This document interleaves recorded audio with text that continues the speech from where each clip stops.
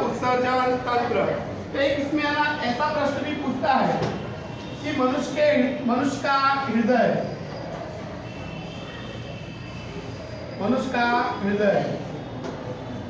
तो आपको मनुष्य के हृदय की रचना पूछे अथवा तो मनुष्य के हृदय में रुधिर का क्या पूछ सकता है, वहन। ये दोनों प्रश्न इसमें से पूछ सकता है कि मनुष्य का हृदय और मनुष्य के हृदय में रुधिर का वहन। तो आपको याद रखने का कि मनुष्य का हृदय जो होता है वो शंकु आकार का होता है, शंकु आकार का होता है। तो मनुष्य का हृदय जो होता है वो शंकु आकार का होता है, तो मनुष्य का हृदय शंकु आकार का होता है। दोनों फेफड़ों के बीच में थोड़ी सी जगह में बाईं ओर झुका होता है। मनुष्य के हृदय का कद यानी आयतन एक मुट्ठी जितना होता है, यानी हमारे शरीर में एक मुट्ठी जितनी जगह रोकता है, तो एक मुट्ठी जितना होता है। आपको याद रखने का मनुष्य का हृदय जो होता है वो शंकु आकार का होता है। दोनों फेफड़ों के बीच में थोड़ी सी जगह में बाईं ओर झुका होता है। मनुष्य के हृदय का आयतन एक मुट्ठी जितना होता है। अब बाकी के सारे पॉइंट आपको इस आकृति पर से लिखने हैं। तो आकृति ऐसी बनाने की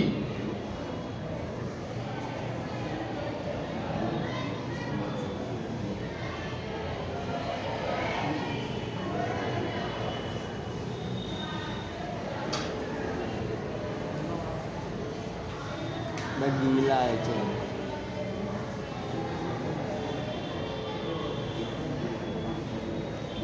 चौक गीला है।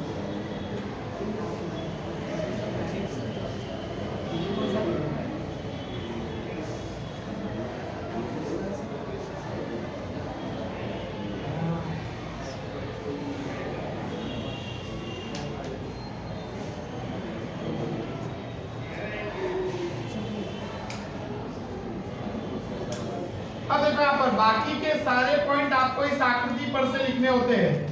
मनुष्य के हृदय की रचना पूछे तो आपको इस आकृति पर से बाकी पॉइंट लिखने हैं। कैसे लिखना है? तो सबसे पहला कि मनुष्य का हृदय 4 खंडों का बना होता है। तो पहला पॉइंट लिखने का मनुष्य का हृदय 4 खंडों का बना होता है। ऊपर के 2 खंडों को अलिंद कहते हैं, ऊपर के 2 खंडों को अलिंद कहते हैं। तो ऊपर के 2 खंडों को अलिंद कहते हैं, जिसमें से एक दायां अलिंद होता है और एक बायां अलिंद होता है। तो एक दायां अलिंद और एक बायां अलिंद। तो आपको लिखने का मनुष्य का हृदय 4 खंडों का बना होता है। ऊपर के 2 खंडों को अलिंद कहते हैं, जिसमें से एक दायां अलिंद और एक बायां अलिंद।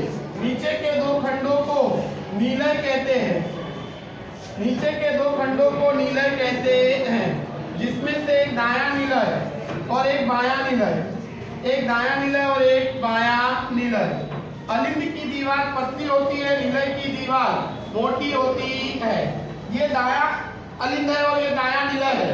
तो दायां अलिंद और दायां नीलय के बीच में 1 2 3 त्रिपाटी वाल्व होता है, त्रिपाटी वाल्व होता है। तो आपको लिखने का दायां अलिंद और दायां नीलय के बीच में त्रिपाटी वाल्व होता है। बायां अलिंद और बायां नीलय के बीच में 1 और 2 द्विपाटी वाल्व होता है, द्विपाटी वाल्व होता है। आपको लिखेगा द्विपाटी वाल्व होता है। चारों खंड एक दूसरे से विभाजिका द्वारा अलग होते हैं, विभाजिका द्वारा यानी पर्दे द्वारा अलग होते हैं। तो इतने सारे पॉइंट आपको आकृति पर से लिखने होते हैं।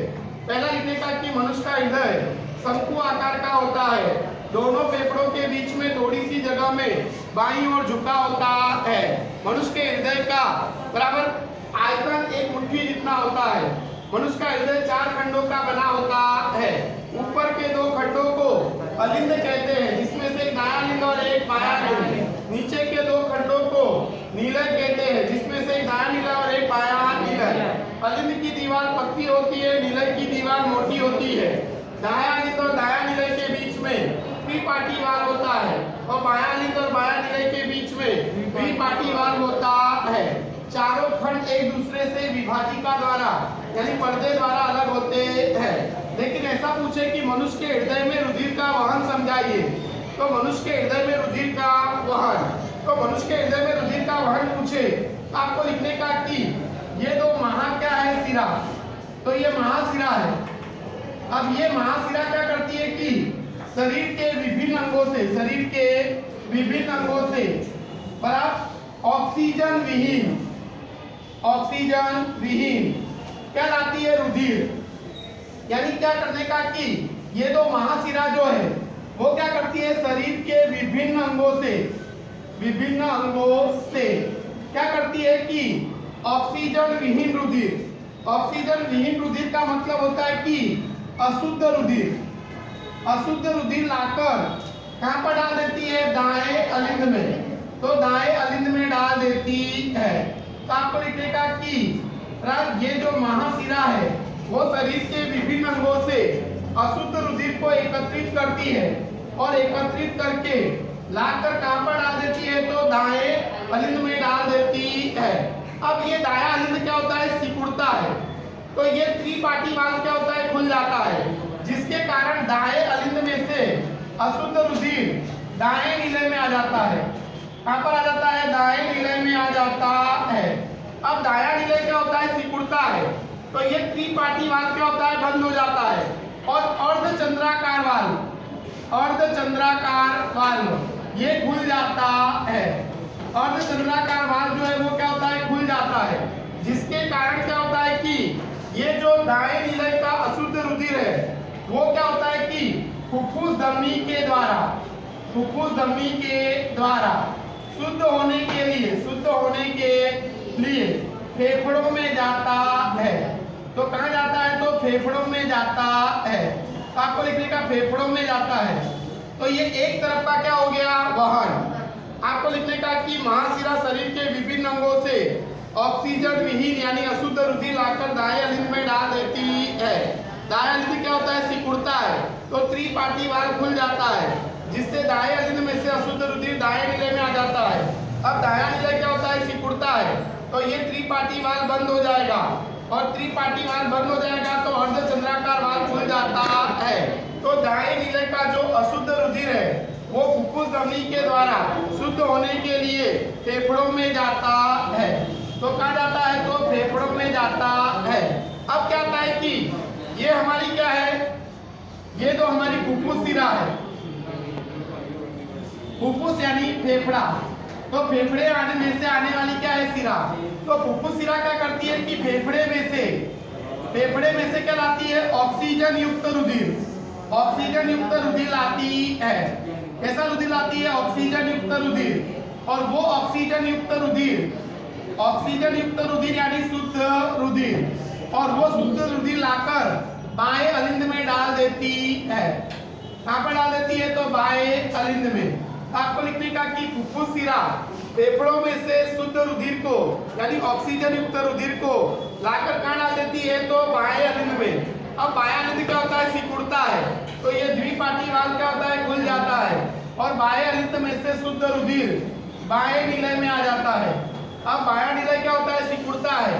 तो ये द्विपाटी वाल्व बंद हो जाता है और ये अर्धचंद्राकार वाल्व खुल जाता है और बाएं नीले का शुद्ध रुधिर महाधमनी के द्वारा क्या होता है? शरीर के विभिन्न अंगों में जाता है।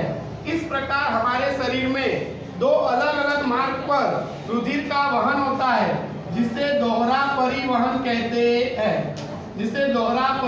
कहते हैं। अथवा हमारे हृदय में रुधिर दो बार आता है, इसलिए इसे दोहरा परिवहन कहते हैं। आपको लिखने का शुरुआत में चारों खंड क्या होते हैं? फैले हुए। शुरुआत में चारों खंड कैसे होते हैं? फैले हुए।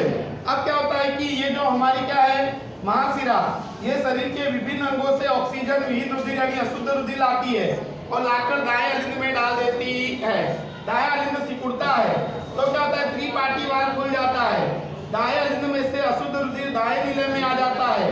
अब दायां नीले सिकुड़ता है तो ये त्रिपाटी वाल्व बंद हो जाता है और अर्धचंद्राकार वाल्व खुल जाता है। तो जो दाएं नीले का अशुद्ध रुधिर है वो फुफ्फुस धमनी के द्वारा शुद्ध होने के लिए फेफड़ों में जाता है। फिर क्या होता है कि फुफ्फुस शिरा फेफड़ों में से ऑक्सीजन युक्त रुधिर यानी शुद्ध रुधिर लाती है और लाकर बाएं अलिंद में डाल देती है। अब बायां अलिंद सिकुड़ता है तो द्विपाटी वाल्व क्या होता है? खुल जाता है और बाएं अलिंद में से शुद्ध रुधिर बाएं नीले में आता है। अब क्या होता है? बायां नीले सिकुड़ता है तो क्या होता है, द्विपाटी वाल्व क्या होता है, बंद हो जाता है और अर्धचंद्राकार वाल्व खुल जाता है। तो बाएं निलय का शुद्ध रुधिर महाधमनी के द्वारा शरीर के विभिन्न अंगों में जाता है। इस प्रकार हमारे शरीर में दो अलग अलग मार्ग पर रुधिर का वहन होता है, इसलिए उसे दोहरा परिवहन कहते हैं। अथवा तो हमारे शरीर में हमारे हृदय में रुधिर दो बार आता है, इसलिए भी उसको क्या बोलते हैं, दोहरा परिवहन।